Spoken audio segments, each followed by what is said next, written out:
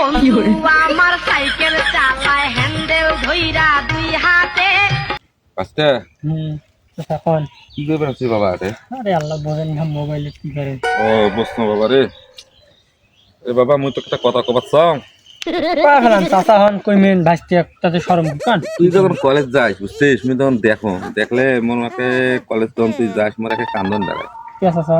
তুই তোর মতন মুই কলেজ যাওয়ার পানু হয় ছোটবেলাতে বাপ মারা গেছে তখন থেকে মনে কর খালি কাজ কাম করো বুঝিস না সংসার চলা লাগে। তা এখন যা আশা আমার রে বাবা কি আশা? তোর স্কুলত কলেজত কি তোর বান্ধবী নাই?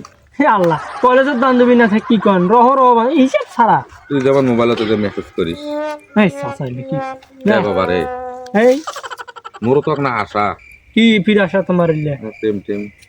ও প্রেম করবেন হ্যাঁ বান্ধবী নাকবে এই কথা হ্যাঁ তো বাবা রে। খোলাখুলি তো কইলেন হয় যে বাবা তোর দিয়ে একটা বান্ধবী টান্ধবী দিয়া তো কি পাওয়া নাকি আন্দাজি। তা দিবের বাবু কি হ্যাঁ ওটা কোনো ব্যাপার না তোমরা আমার চাচা হন কইছেন না ম্যানেজ করে দিই।